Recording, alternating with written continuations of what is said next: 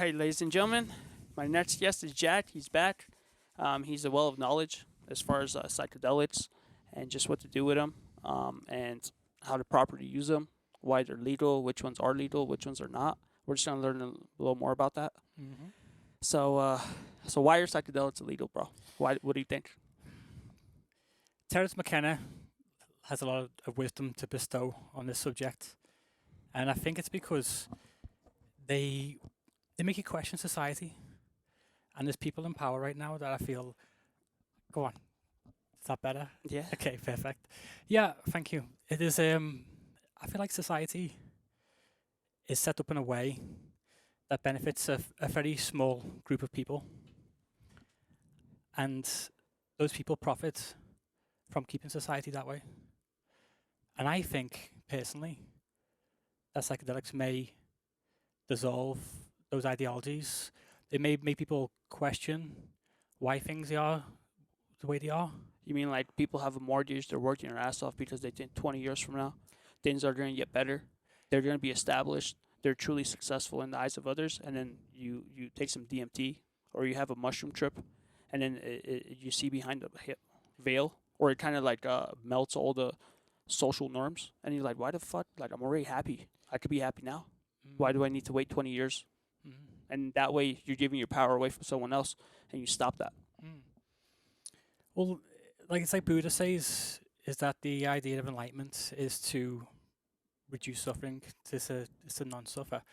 It's hard for me not to suffer in some ways when I look around the world and I see so much suffering, especially in like impoverished countries, where, the lack of support homeless people get, for example. Like in California, I've just learned that there is a budget for homeless people. It's huge. It would solve the homeless problem like twice over. But if this is true, from the information that I learned, is that the people who receive this budget, it's almost like a salary to them. They get a salary, and they get so much money to solve this problem. And instead of using it wisely, they just spend it on silly things, and then just say, "Oh, look, it wasn't enough," and then they get a bigger one next year because it's like the government sees that the problem's not gone away, so then these people get a larger salary the year after that. So basically, I guess what I'm trying to say is corruption. I think the psychedelics may allow the user to see past corruption, Yeah. and I think that's why they're illegal.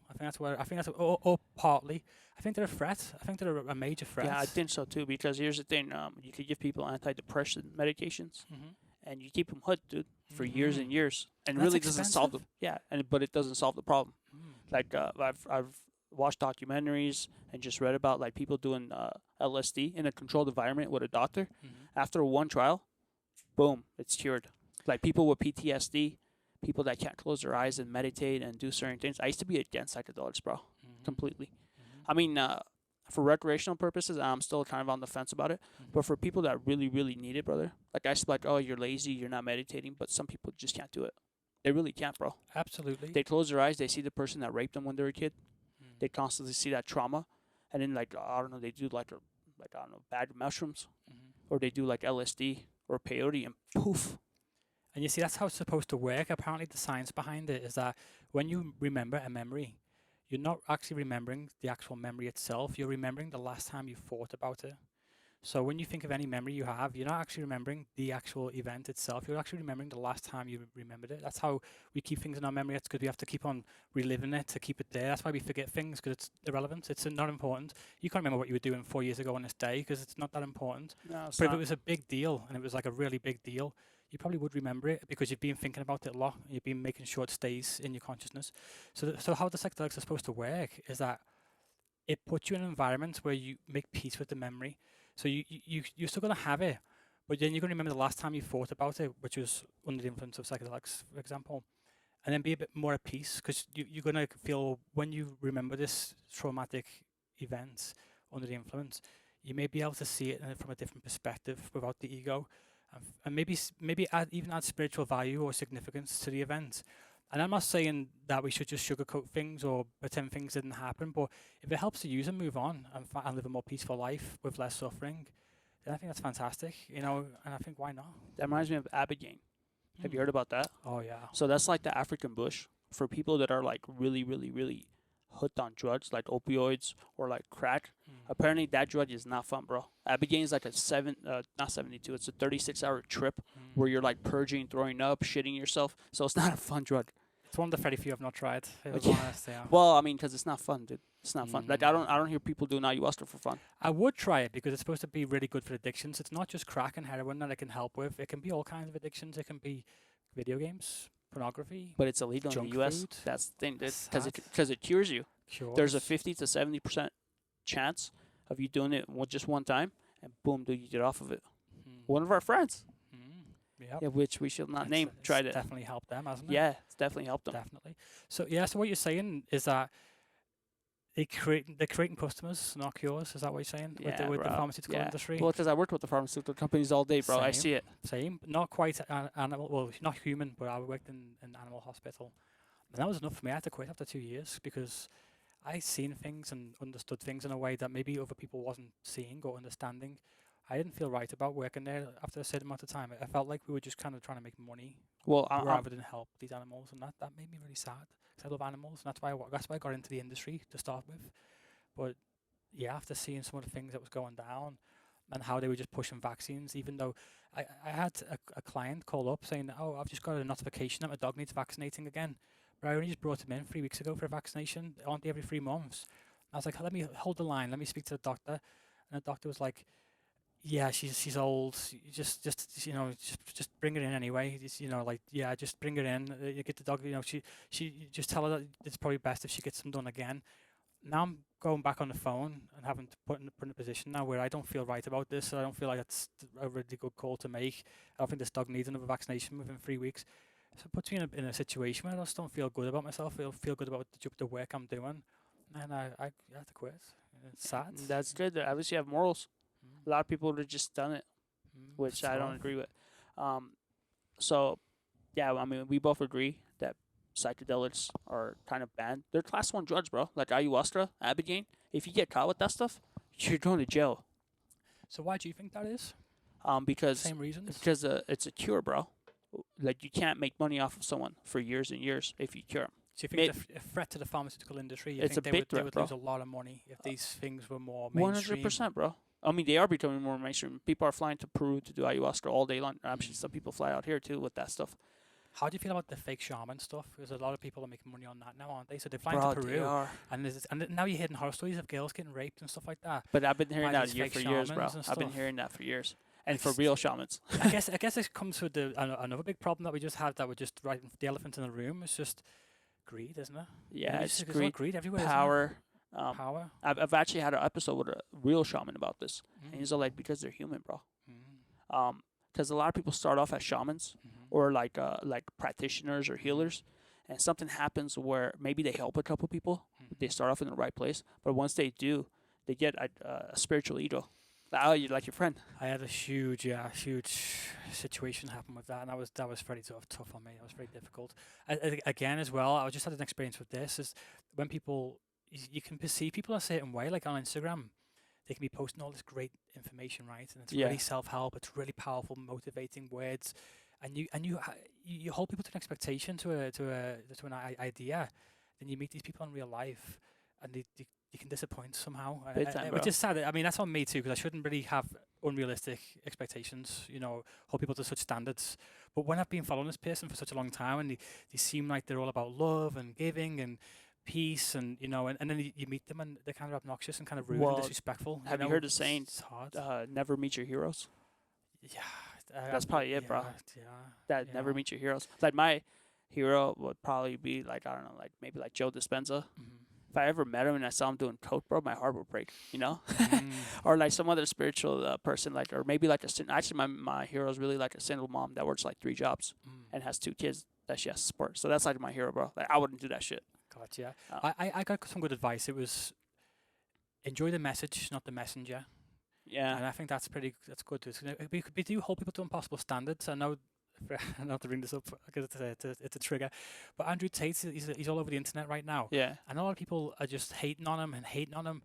But I mean, he says some good things. He says some really good personal development stuff. He has some really good ways of, he also says a few things that seem really silly Yeah, and because it's dumb. against the status quo, just like psychedelics. So Yeah. they shut it down. Yeah. So a lot of people do psychedelics for mystical things, and Mhm. we all know psychedelics do give people mystical experiences. Absolutely. Um, what would be like some of the psychedelics that would give people mystical experiences, like safer ones? They call them true psychedelics. So there's a lot of psychedelics out there now, and there's a lot of research chemicals. Alexander Shulgin invented a lot single-handedly. He was this crazy chemist guy. He was like 50 years old, bro, and he wasn't even into chemistry whatsoever. This is from where I know. Quote me if I'm wrong, guys. And at 50 years old, he encounters a psychedelic, has a psychedelic experience, and then just decides from there on out that he's devoting the rest of his life to psychedelic research. Single-handedly creates about 20 psychedelics on his own, 25 psychedelics, and he had no way to test them, so he tested them all himself and his wife. Nice. And then he would write a little report on what he thinks each one does and how it could maybe be used. And out of all of them that he made, I mean, there's a lot of them. There's like, we talked about one earlier, 5-MeO, MIPT, 2CB, MBOMEs. He created all of these, and the one that I think he was most proud of, I would say, if I had to guess, would be the 2CB. That went really mainstream. What's that? It's people describe it as similar to LSD and MDMA at the same time. Can you? I mean, I haven't done any of these, so So can you explain it to us? I can describe it how he describes it, and he described it as if there was to be a powerful aphrodisiac created on the pharmaceutical market. He thinks 2CB would play a big role in that. And it would be 2CB. used, and I have tried it, and it was rather sexual. I'm not gonna Very. lie. Yeah, But I'd say it's quite sexual. was it mystical? Like, did you see like freaking little machine elves? I'm And not going to go into too much detail here, but I actually will at the same time. So we were having a great time, and I was with my partner at the time, and we ended up, having a bit of fun, trying a bit of kind of partying, and it was like me and my friend and her, and the night grew, it was going on, and it ended up just us three at the end of the night, and I happened to have a little bit of 2CB, so I asked them, would you like to partake in a little bit of 2CB, and they were like, yeah, sure, like, we're partying, let's see what it's all about. So we all tried a little 2CB, and this was me and my buddy and my partner, and this was kind of, I guess, planned but not planned, and then all of a sudden, those like movie sex scenes that you see where it's just like the cuts to the and it's just like a scene where it's like just Chicka-pow-wow. noises and Yeah, just yeah. like it's all like flashing LED lights and just like it was like that for like 3 hours. We just no one, I don't know how it got instigated or how we just found ourselves in this crazy vortex of just pleasure for like 3 hours. You know what that and reminds me of? it Have was Have you kinda ever crazy. read the Odyssey? No, I have no. Bro, it's like Greek mythology where they go and they're like, don't drink anything that they give you. But Mm. there's all these beautiful women. They give them like alcohol and wine, and then like they drink it. They have a big orgy, and then they turn into like goats. What, I mean, yeah, really? but like the goats don't drink it. Mm. But I mean, so it makes you like fall in love and things like that. Yeah. It's very sexual. It heightens all the pleasure receptors, so you feel more. Touch is very significant. All of a sudden, you get a hug.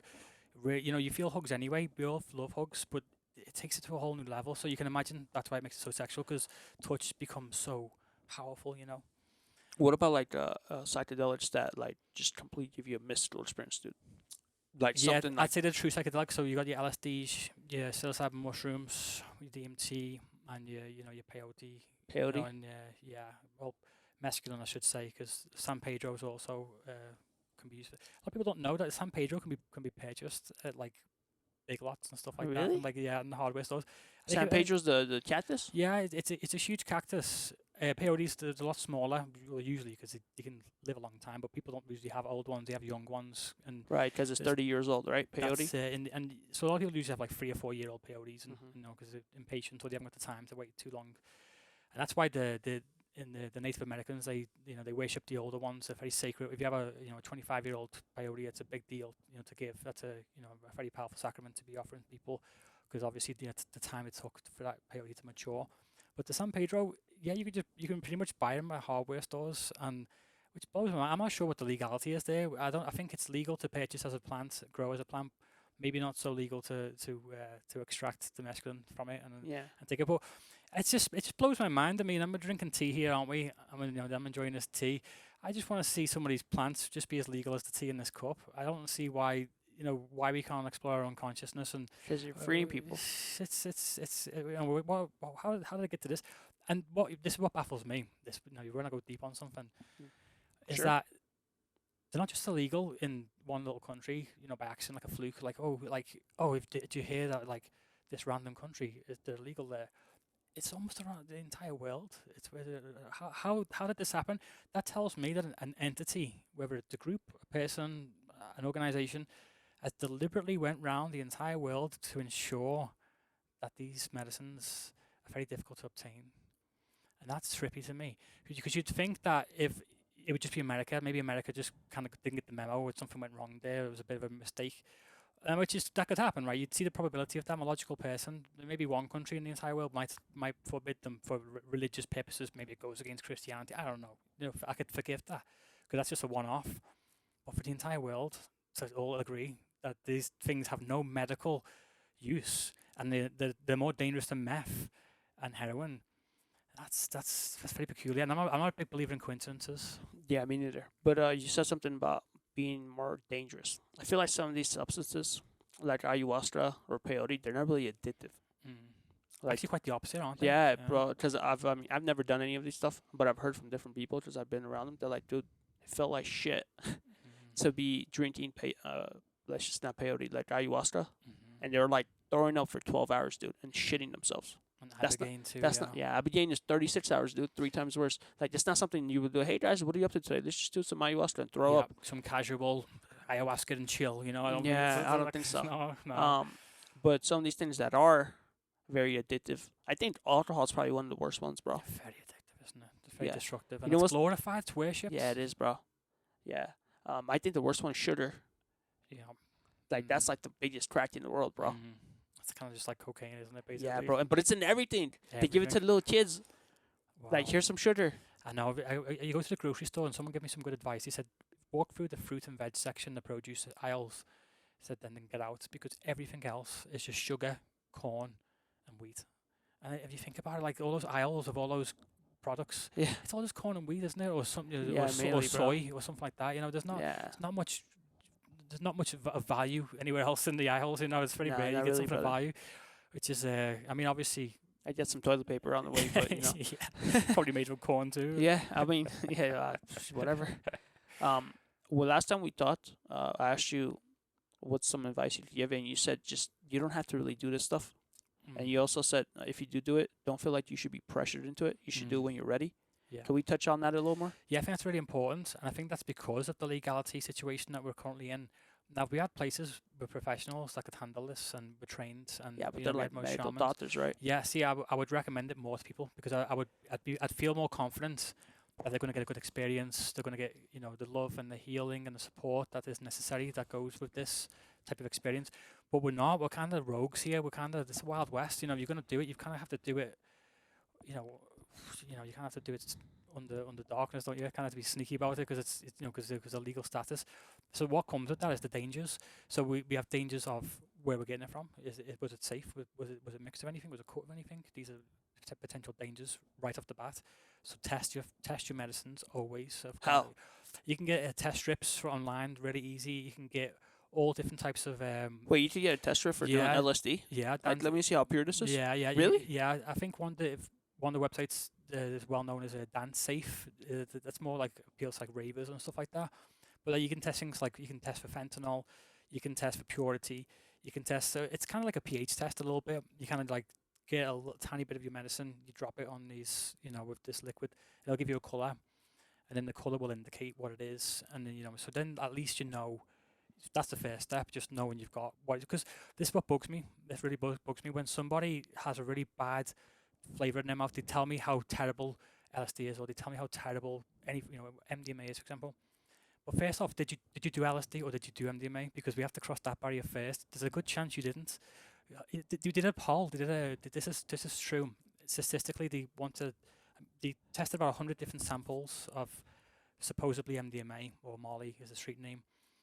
And over 70% of the Molly that they tested in the United States of America from random people all over the country didn't contain any MDMA whatsoever. So 70%. So that's the What was first, it, like painkillers? all kinds of things. They'll use amphetamine. They'll use fake MDMA, which is called BK-MDMA, or otherwise known as M1 or methylone.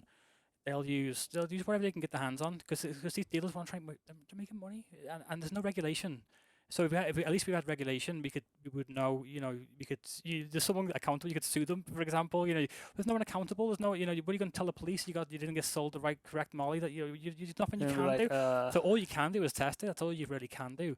So that's one of my pet peeves. Is a lot of people have these negative experiences with these so-called medicines, and they tell me, yeah, I don't like that stuff. I hate it. It made me feel like this, made me feel like that, and they describe what happened in an experience. And to me, I'm like, I don't think you did you're supposed to, what you thought it was. And with statistics like those, where it's over 70% didn't contain any at all, it's very alarming. It's very worrying. Now, places like Portugal are eliminating this problem. They have decriminalized all drugs. So all drugs? All drugs decriminalized. But you can't sell them either? You can't sell them. So it's not like the pro drugs. It's just like you really can't really get in trouble for being caught with some. Obviously you can't be moving huge quantities and selling it like a dealer would. But if you are, caught with something in your like pocket, 2-3 pills of ecstasy. yeah, it's not. You're not gonna get detained. And they have a different way of going about it. Instead of punishing you, they kind of just send you to a rehabilitation maybe, and it's not even like enforced as well. Just like a suggestion, like, hey, look, I don't know why you feel like you need to have all this heroin in your pocket, but here's a clinic here, here's some help. And what's the results of that? Crimes went down. Really? Yeah, huge. Suicide rates have went down. All these crazy statistics that looks like an improvement on society overall from decriminalizing medicines. And I've always been pro decriminalized. People, I've got so much hate for that. Jordan, because this has been a journey. I've been pushing psychedelic use and things like that for a long time now, and I get a lot of stink eye when I suggest the idea that maybe drugs shouldn't be illegal. And I say that for all of them because I don't think I think they should be, education should be taught. I think if you legalize them all, I don't think we're going to get like this huge influx of just people just wanting to buy heroin and meth all of a sudden. I don't think that's what's going to happen, because we can see that in places that have done it, like Portugal. Yeah. What you're going to get is people feeling safer, more open communication. They're going to tell their parents. They're not going to feel scared or threatened. They're not going to. Yeah, there's going to be more public about things because it's not illegal, so they can be more open and more, they can be more communication, more education, which I think is so vital to this space right now, education. We've got so many overdoses, we've got so many accidents, we've got so many problems. Yeah. And I think it's all coming with this legality.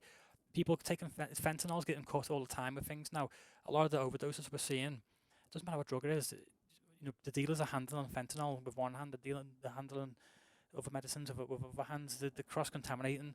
And fentanyl is so powerful. One little speckle, in your cocaine or whatever it is, It'll kill you. It can kill you, yeah. The trace will kill you, and it's sad. And then we've got the problem of it not being done. Like I said, like if I was to recommend, if they were legal and there was practices and there was practitioners available to us everywhere, I'd feel way more confident in advising people to take these medicines, because I know they're in safe hands and I know they're going to get well taken care of. Unfortunately, if I recommend these medicines to people, the likelihood is they're going to take them at raves. They're going to take them at house parties, and things like that, and that's where the real dangers come in. Do you think some people take these drugs because they just want to escape reality, because they live in a shitty environment? Absolutely, I think that can be said for all drugs, and Yeah. sugar and alcohol and video games and everything else. That's kind of a drug as well, in my opinion. I mean, I'm for it if it's going to cure your addiction, because there's a lot of proof it will. But I don't know, man. Like some of these drugs, like people just abuse them. I feel like even with ayahuasca, I've seen people do it every single month for years. I was like, dude, this is not really working. Or maybe some people do a whole space. I understand that, but some people do it every month. I don't know. Well, they kind of are all legal too, so there's an argument for that. So methamphetamine, for example, is But legal. why is it illegal? It is legal. It's just you can only get it from a prescription. Same thing with Adderall. Yeah, Adderall basically is methamphetamine. If you look at the ingredients, It's amphetamine. It's really close in what it does and Yeah. how it functions. So you basically have it anyway. It's just branded with the name Adderall on top of it, slapped on. And methamphetamine, actual methamphetamine, like chemical methamphetamine, same structure, is available as prescription. I think quote me on this, it's called something like deosin or something like that. You can get prescribed pure methamphetamine. Isn't that is it possible. methadone or something like that? No, it's methamphetamine. You can look this up. What is methadone? Like the stuff that weeds you off of it? Methadone is used for opiate use. That gets you off opiates, but it doesn't really. So we've talked about our friend of Ibogaine, right? How it just cured his addiction, just done. Like he's off. He's good. Yeah, he's Whereas what the pharmaceutical industry want you to do, or how the system's set up right now, is they want to take you off opiates and give you methadone instead for the rest of your life. For the rest of your For the rest life. of your life. But I and thought it it's was like a couple expensive. weeks. No, it's expensive. No, it's not even to be taken down. It's people are just on methadone, and so they've got you off something, put you on something else, and now they expect you to be on Got it you for the rest booked of on your the life. hook, huh? It's just so sad to me. But it's interesting. Abigail, actually, there's this Muslim guy that is making a documentary. I'm gonna go talk to him. I actually have him on my podcast in Canada, where he's like a hardcore Muslim person, but he was so embarrassed because in their culture they're like, not supposed to do that stuff. Yeah, Um, Africa's where it originates from. yeah, put it down a little. Thank There you go. Yeah. So, but he did it, and it completely cured him, bro. And he was on painkillers for years, and just like complete. Now they're making a movie on it. Well, I'd say, like I said, it's not for painkillers. It just helps break addiction. So obviously that's very useful to an opiate user, but that can be everyone has addictions. So it makes you wonder, like, how beneficial this would be if it was more mainstream. Like, how many people could benefit from this? How many people have addictions to sex, alcohol, TV, whatever it is. People have addictions all over the place, and that it gets in the way of your productivity. It gets in the way of your goals, your dreams, your life. It can consume. I've seen people just video games. Video games seem harmless, right? I've seen that ruin people's lives. Bro. I have seen people ruin people's lives. I've seen that too. Ruin relationships, like marriages fall apart, kids get neglected. This is video games we're talking about. Now, if that could just help, even with that, that's a medical use right there. Yeah. That should not be overlooked. Or your cell phone, bro. Don't your forget cell that. Phone, yeah, or podcasts. And I'm about that. I'm addicted to your podcast. The second round, bro. That's a healthy addiction. That's a healthy addiction. Yeah. We'll take that one. What else, dude? But I've also seen people do. I don't know if it's plant medicine or drugs, whatever you want to call it. It's very intertwined in their culture, and it's very sacred. Like what's the one that the Indian Americans do? So the Native Americans, Native Americans on the north side. They're more right by Mexico. The one right by Mexico. What's it called? Peyote. Peyote. So it's like this. Apparently, it's this cat. It's like this little thing that grows on the floor, but it's like 30 years aged. And then they do it, and apparently that stops addiction too. And they have like what do they call it? Like they go on a spiritual journey. Yeah, I got invited to a ceremony. Really? I was in a TP. We had to do the work. We had to before we'd start, we have to do all the shoveling, and it's all part of this process of being respectful and taking care of the land, maybe planting some seeds, that type of stuff. And then at night they light a big fire, and they all get in the TP and they all sing all night, and they have the sacrament round. And this is part of this is kind of like their religion, I guess. This is part of the identity, and this is what they were doing before Westerners came in and did what we did, unfortunately, and pushed a lot of beliefs on them. However, it was amazing that it's all singing, it's all family, kids, everyone's all part of everybody's doing it. It's all there. The kids not so much, but they're just part of the experience. Being part of it with the fire and what always shocked me was the peyote is it's the sacraments, and you take it and it's kind of bitter, it's kind of brutal to eat, just to eat it's kind of brutal. And if you throw up and you end up, you can't handle it and you end up throwing her up and peyote comes out and lands on the floor, they fully expect you to pick that peyote back up and finish it off. Wait, what do you mean it's a sacrament? What do you mean? Like it's something spiritual? It's very special to them? Yes, yeah. Like religious? It's something that they put a lot of value on, and something that they, it's part of their identity, part of their culture, like to share and kind of. And I think, again, we're talking a lot about, touching on the last podcast, was, I think we've lost our way. I think Westerners have psychedelic heritage.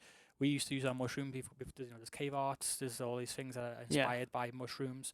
We have mushroom, statues and all kinds of things. And I think it was a part of our culture at one point. A big part of it played a huge role. I think it kind of taught us. It kind of helps you go inwards, gives you all these ideas, and helps you tune into nature.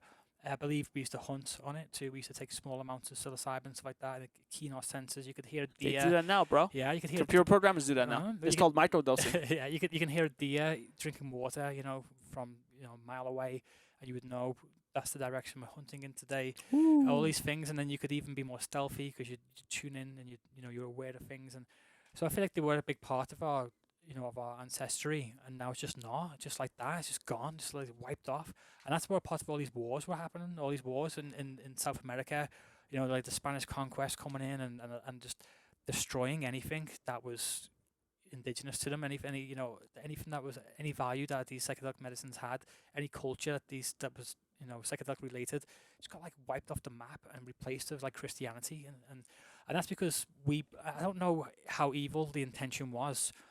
I don't. That's a whole different matter. But at the same time, the Westerners believed that they were right in doing this. They felt like they were in the divine power, Uh, and they were helping per se. Oh, these are cannibal people. These are, that's how whoever wins the wars writes the history books, right? So who knows the truth? But that's how it got spun to us, wasn't it? That we were enlightening them, we were liberating them from the dark psychedelic ways, and it makes you wonder now. Fast forward, who had it right and who had it wrong, and I think I know where I stand on this. And I think, nice. There's a saying I love. Tell me what you think. It goes to phantom hell or go angelic. All you need is a pinch of psychedelic. that's good. That's Yeah, good. right. Where'd you pick that one up from? Dude, some guy wrote it. I don't know who wrote it. I have it posted somewhere, but it's just like brilliant saying. It's this college professor, is like super educated, said that. It's like really, if you want to phantom like what hell feels like or go soar angelic, all you need is some psychedelic, dude, and it'll send you right up there or down. When I first started on my journey with high consciousness, I always was really inspired by all these great wise teachers who all had these amazing quotes, right? And I used to repost quotes all the time. I used to love quotes. And I always was like, I want a quote. Like, I hope when I pass away, like I have a quote that like people remember, And the only one that came to me was when I was tripping, and it was, the more I trip, the better the world gets. And it has so much meaning to me, as in, I'm kind of like doing this journey inwards. I'm learning things which improves the world, because my outlook improves, but also by becoming a better person and being more maybe empathic or more forgiving or more loving or more compassionate, then that also helps the world. So, yeah, that was my little quote right there. What would you say people that are like, oh, psychedelics are like the lazy path to enlightenment? Because a lot of people they're like, well, We're a lazy culture, right? Everybody needs some but I don't know, shortcuts. dude. I mean, I've been doing it the hard way. Yeah. Not the hard way, but like the longer way, which is meditating for like 2 hours a day. Yeah. And yeah, I can have some of those experiences. I've had it a couple of times. Yeah. But like I kind of know how to get there now and come down. Versus like people that do psychedelics is like you find yourself on top of the mountain, Yeah. and then you're off the mountain, but you want to get back on the mountain, and the only way you can really do it is if you do some more. Yeah. So Well, I respect that fully, and I think that is the way to go. I think so. Another powerful quote was from a book that I read on shamanism, and it said a true shaman is sober. right, So I'm that's sober, the bro. beginning, yeah. I always resonated with that because I've been called shaman many times by many people, and it never sat right with me. And I think a true shaman should be sober. Someone who's taking care of you and helping you go into these spaces, who knows what happens on these journeys. You want someone who's got it together, who's clear-minded and not influenced. They don't want them on like an Adderall, like looking after you, or they're on an opiate, or they've just smoked some weed, or whatever it is. How can they be in the right frame of mind? Obviously, I'm generalizing. Maybe people are different, but I know personally, I wouldn't want my shaman as a chronic drug user. But I'd want him to be as clear-headed and as sober as he can be. But apparently, some of them have to do a little bit just so they can come on the same level as you, just so they can see your entities or That's something. different. I feel like when we're talking about, that's the medicine that he's providing. Yeah. So I understand that because that makes sense. Yeah, and I think I do like that. And when I've done ceremonies, I usually give the joints, the spliff around the circle. And I'll always take a little hit here and there, just to tune in, just to kind of feel people out, and it helps me tune in. But sometimes, recently, I did have a really powerful experience, and my intention was to just take a little hit. But I made this joint so damn powerful. What did you have, a Jeffrey? A Jeffrey, yeah, it was a Jeffrey, and I'm all about the Jeffrey. Oh, just a Jeffrey. But It's so innocent. it was a Jeffrey. It really was. It was the strongest joint I've ever rolled in my entire life. What were we talking about, like substance or just like It marijuana? was Changa. I don't know what that is. Basically, it's DMT infused into herbs. So I guess how people do it is they get like a solution, and then put the DMT in a solution. So now it's liquid. So then we have a liquid DMT, and then what you do is you get any herb. By the way, it doesn't matter what herb it is. It can be lavender, chamomile, whatever. It doesn't matter. Whatever you fancy, mugwort, and you just kind of saturate this herb in the solution. Leave it for 72 hours, and the solution will evaporate off, leaving, which is now a product of herb infused with DMT. You literally put it in tea? No, you roll it up then after that. Oh, okay. Yeah, and then you roll into the joint, and so that's Changa. That's essentially Changa. Yeah, and Okay. it's a nice way of doing it because I don't know how informed you are on DMT ceremonies, but it's a bit intimidating because you have to give someone this like free base powder, which kind of looks like I don't like that. I kind of feels a bit like cracky anyway. Like you Yeah. got this free base, you got glass, pipes. You have to light it, and it's very intense on the user, and you have to smoke a lot of it to get it, and you have to take like 2, 3 big hits to really break through. That's a lot. It's a lot of pressure because I've done a lot of these ceremonies and I've seen how stressed out it can make people. A lot of. Whereas the joint, the changa, you just gently pass it around, take a toke as you like. You can kind of go as far as you want. After one hit, you kind of get an idea of what this is all about. And a lot of people from experience, they take a hit nervously, but then after one hit, go, oh yeah, actually, yeah, I wouldn't mind a little bit more of that. And then they get a bit braver, and they'll take another, by about 3 or 4 hits of this joint. I mean, So you're in. so these circles where you guys do like plant medicine or these type of joints, have you ever seen people come in with like negative energy? They're pissed off, like, man, this guy's gonna throw off the vibe of the room. Have you had that happen? Fortunately, not really, because That can happen though, right? it can. The people who usually do it are usually brave enough and ready enough to do it, and the people who that's a lot of fear when someone's got a bad vibe like that. It's usually a fear response. Or no, maybe they're just pissed off, bro. They're going through a divorce, like, fuck yeah, I just want to escape reality. Like, they're just in a bad place.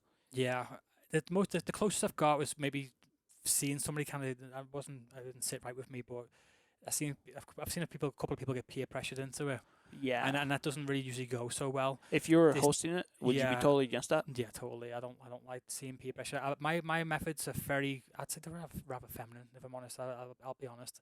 I'm very usually quite nurturing, quite sensitive, quite go at your own pace, no pressure type of guy. But I've got shaman friends too that are like, oh, hit it harder. You've got to go do more. Like shaman ego? Yeah, there's no right or wrong way because I've seen both methods be very effective. Sometimes some people need the tough love really because they need a bit of a staying hand. Someone to just kind of like fold underneath and go yes, and like it maybe gives that push to go a bit further and you get more healing because they end that bit further. Sometimes I'm a bit too gentle. People are a bit, they don't really, they just teeter, they just have a little tiny bit and that's good for me, and that's all they do. So I guess there's got to be a bit of balance, and but I know that my methods are a bit more gentle, and I'm okay with that. I think everyone finds their own style and what feels right to them. I don't like to be pushy. People are brave, and if they're brave enough to want to do it, that's good enough for me. I don't really want to have to twist somebody's arm into this. It's up to them at the end of the day. I don't want to be too much of an influence. And like I said, from my experience, I've seen people who have been pushed. That's when you have difficult ones, and you find it hard to navigate the loss, the panicking, the anxiety flares, the fear takes over. And I don't like seeing somebody really go through that. I'd rather see somebody have a beautiful, blissful, happy experience under my watch, at least. Nice. Okay, good. But have you heard of people have just like profound experiences? Like full on profound, like fuck. Like The one I just had probably. Really? It was like what happened? It was the strongest one I've had Ever? ever. And you sound like someone that's done plenty It of drugs, bro. Yeah, it was really, really, yeah, it was really tough. I kind of went out of this reality, tuned out of it, and felt like I was seeing, so it made me feel like this is an avatar, it's like a puppet that I'm, kind of like a VR, how you would control a character in a game, like an like an RPG game, how you control a character in an RPG game, but it's a video game, and you're controlling this character. When I went in this time, I felt like this is just a character that I'm controlling from somewhere else. Yeah. And that was, I don't know how real it is because again, who knows what's going on. But that's what happens when I meditate all the time. There's so special meditations for that. To like take off the VR headset, bro. right. But then again, that's how you manifest your reality. Wow, it was a lot. I felt like I was kind of seeing my true self, kind of, and it was almost like I had these beings around me, like, whoa, he's coming out of it. The spell is almost lifted, like the veil is unlifted. Like we need to get him back in quick. He's leaving this reality and he's coming into the real reality. Yeah. And I was just kind of like looking around this new place, or maybe it's the real place. Who knows what's going on? But I was looking around and just thinking, this is a lot to digest. This is a lot of information to take in right now, and I don't know what this means and how this is going to change how I feel about things. Surely, but not. You always just come back to normal, and you always just go back to baseline. And even no matter how deep it gets or how scary it can sometimes feel, you always just return to baseline. And at the very least, you come back and you're holding on, and you're thankful, you're grateful for for this, whatever this is, this reality. Yeah. And I was just like, wow, thank you for. shown me that. But I'm so glad to be back right Did now, and I'm you so grateful. do you feel like you were resisting a little bit, bro? Versus like you should have just surrendered. Like I hope whatever happens happens. Because I know it was new plane. That's happened to me It was too. so unexpected that I think I could have maybe I could have done better. You're right. I think I could have maybe tried some breathing exercises. Yeah. I could have, you know, yeah. I think I could have navigated that experience better, So being prepared. But I wasn't prepared. I really didn't think I was because I've done it so many times, and I wasn't. It just caught me off guard. I that was happened just, to me yeah. once, bro. I was just hosting the ceremony like I usually would, and then what gave me a bit of confidence is that out of all the people that were in the room, one person decided that they didn't want to partake. And I don't usually like someone being there. They're not going to partake. That's just my thing. Like I want everyone in the space to be partaking. Yeah, yeah. However, this was a very trusted, good friend of mine who I love very dearly. And because I realised he wasn't partaking, he made me feel really safe, and it made me think, you know what, I think I can go a little bit further this time because I have him here and I trust him, and I know no matter what happens, he's got my back. So I just decided to take a little bit extra this time, and then That happened to me too, bro. I mean, without the substances, I was just meditating once. Completely, I blasted off, and I meditate every night, bro, for 1 hour. I mean, in the mornings too, but I just completely blasted off, bro. Now I went to this place where these entities were like, "What the fuck is this guy doing here?" And then like and shit, that's a common experience yeah, too. like literally, I saw these two entities. They're like they weren't even talking. They were just looking at each other like this guy doesn't belong here. Right. Bro, and I was like, bro, what is going on? And then like I was like, just surrender, just let it happen, and I just blasted Surrender. off, That's bro. the way. Surrender. See, Yeah, that's what. See, the things you describe is all the things I've experienced doing these ceremonies. So that's how I know that it is probably the cheat way to get there in a sense, because I've heard so many different people, and this is why, like I said, I don't believe in coincidences. I've heard what you've just said come out the mouths of so many different people. This can't be a coincidence. Nah, it's not a coincidence, bro. This is a phenomenon that people worldwide, all over the world, are experiencing, whether it be through meditation or whether it be through psychedelic use or whatever else it is that you can gain these experiences from. Maybe sometimes near-death experiences too, right? Some people have those type of experiences. Those are probably the most profound ones, bro. That's it. So, but it's funny. I call a couple of my friends that one of our other friends too, and I'm like, dude, this happens. Like, oh yeah, that's like an LSD trip. I was like, really? He's like, yeah. He's like that's just like a full-on LSD trip. I was like, wow, okay. But your brain could create that, bro. Mm-hmm. Your brain could create that. Well, I like that we got each other on this podcast right now, because you probably like hearing this in a sense. Maybe not like hearing this. However, I did read something. I don't know how true it is, that by smoking things like DMT, you are reducing and hating your own chances of making your own. Because you know how the body does that. Like if you put something external in it, it makes the body lazier because it thinks, well, I'm getting this anyway. Why should I work hard to make this for myself when I'm getting it externally? So if you don't do it, and say you're sober for a few years, you're going to have a much greater chance of producing your own DMT naturally than if you are smoking externally, because now your body thinks it's like steroids or whatever, or painkillers. That's how painkillers are a good example. People who take a lot of opiates, they stop making it. The body produces its own natural painkiller, and that's why they get so sore. When you see people who are heroin addicts, and you just kind of gently touch them, and you go, oh, and they bruise easily. It's because the body stopped making their own natural painkiller, because they get so much external painkiller all the time. So even just a little nudge or a little friendly punch can leave a huge mark and really hurt and wound them. So same thing. Here's a reverse argument. Now I'm arguing for drugs. I've been to meditation retreats. Psychology. When you do the Kundalini breath, Mm-hmm. not that I'm promoting or anything, but people that have done like really serious psychedelics, like I talked to a girl, she had a full, like where you have like that blast off, where you hit the pineal gland and you have a mystical experience. It's called the breath of fire. Breath of fire. Where you completely like transcend. I wasn't Is able that to the do one it. with the nose? There's different versions of doing it where you breathe out, like the way I taught it is like you just take it and you just put it up to your there. Yeah. That's what happened to me when I blasted off. But I wasn't able to do it completely because all these I just wasn't doing it right, or maybe I've never been there, but consciously. But I talked to some people that have, and like they've done plenty of psychedelics, bro. And this one girl that was able to go, and I was like, "Have you ever done any of this?" She's like, "No, this is my first time doing that breath stuff." I was like, "Well, have you ever done drugs?" She's like, "Well, I did 5-MeO DMT once." I was like, "That's the only drug you did?" Like, you just went up to straight to the top. straight to the top. She's like, "Yeah, send me to this place." And when we were doing this, I went back because I know how to get there now. So it helped her. But I've also know meditation coaches. Actually, one of my friends, he's completely against drugs, but he's done ayahuasca once. He's like, I wanted to get there, but he only did it once. Now I know how to get there. He could meditate, close his eyes, and get there. So there's different points, because really it's not brain getting you there. Yeah, the brain causes the chemicals, Mhm. but it's your consciousness, bro. Mhm. Now that I'm doing the gateway experience, there's this thing called Focus 12, where through consistent meditation practices, Mm. like I'm getting to the sweet spot where my body's shut off. Like Mhm. literally, I can't move my hands. Wow. And like, yeah, but my brain is working.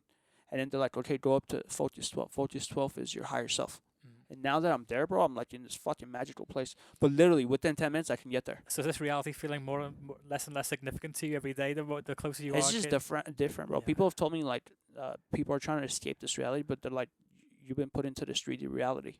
So Mm. try to experience it, bro. It's like, Yeah. have some chocolate. Enjoy the chocolate, man. Yeah. Enjoy that kiss with the girl, you know? Enjoy Yeah. making love. Don't try to escape it. Yeah. Even the And pain, even the the pain, dude, heartbreaks and stuff just like be that. here. Yeah. Experience it. Mhm. But it's interesting to know there's something beyond, bro.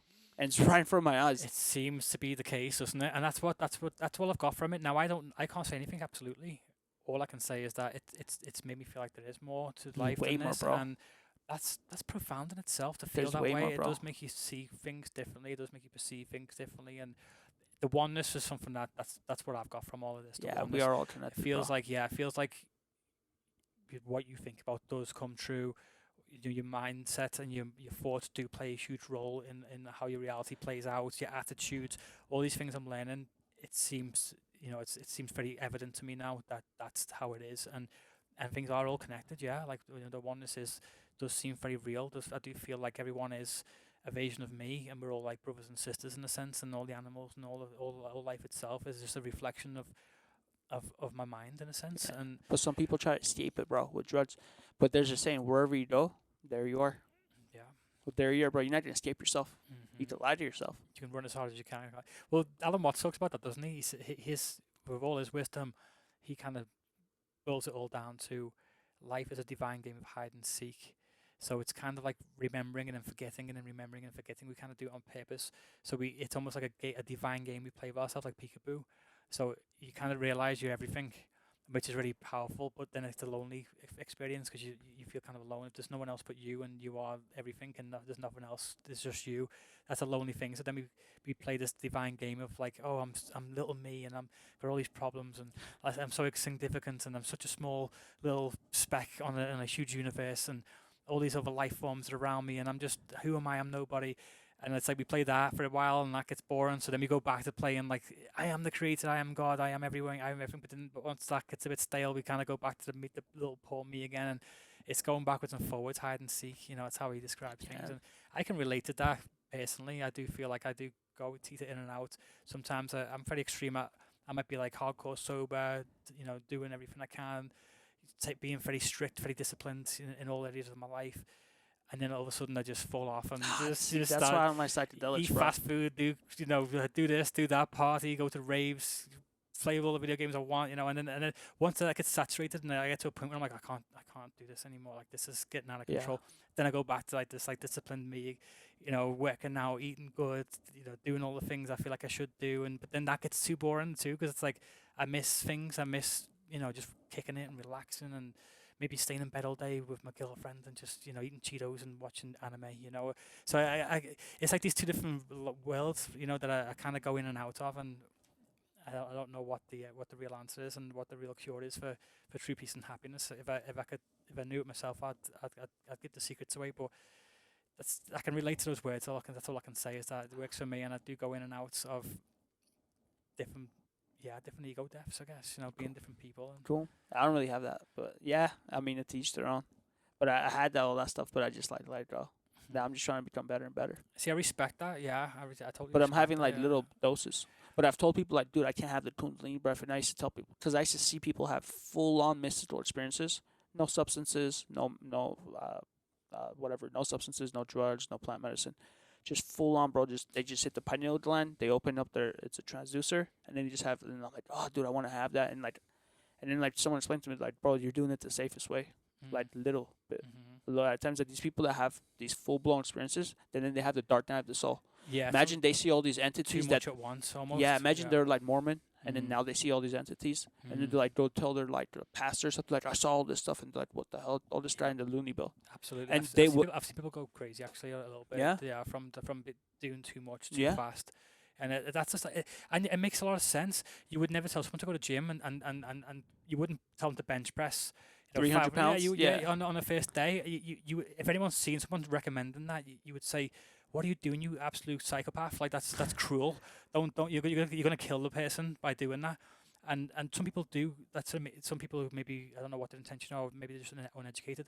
They recommend like, "Oh, you should do like 10 trips of LSD. That's the true way to do things." And this person, 10 trips? yeah, then this person's like, they're very inexperienced psychedelic user, and they get someone's telling them to do 10 tabs or something, and that's just a recipe for disaster. Absolute recipe for disaster, and it's sad and it's tragic. And what bothers me is then you get the horror stories, and you get the bad press, and you get the news reports. Oh, this guy, in a psychiatric ward now, and look what this done to him.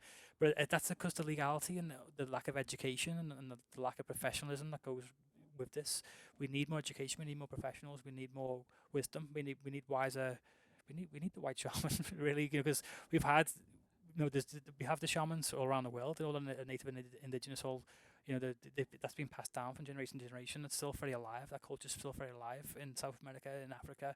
It's very apparent, and it exists there. It doesn't really exist in the West. In Australia, Canada, North America, Europe. These places are starved for spirituality. They're starving for spirituality. But we don't have these teachers, these wise teachers. But there's a lot of false ones too, bro. Exactly, which is sad. But again, power, greed. Wherever there's money to be made, there's someone happy to make it, isn't there? And yeah, bro. Like 50-cent ayahuasca plants, they're charging $1,000 a pop. Woo! And that's how we should end this episode. Yeah. Yeah. Tune in next time. Yeah. When we talk about false shamans. Yeah. Ladies and gentlemen, tune in. Next time, click subscribe. Thank you, Jack, for jumping on. Yeah, Dude, pleasure. I really just, appreciate the knowledge, bro, because I don't really know I've never done it. I mean, I know of it, but I don't know how it feels, bro. So I'm vicariously living through you. Yeah, likewise, because I've been lazy a little bit, and I should probably be meditating more and We doing will, more, dude. more We could go practice, to so a sound bath meditation on Saturday if you're down. be awesome. Have you done that? Yeah, I do like them. Let's do it, bro. Yeah. It's like you just sit there, lay down. It's even lazier, bro. You don't have to sit up. All right, ladies and gentlemen, take care. Thank you again, Jack. Thank you. I'll see you Thank soon. you.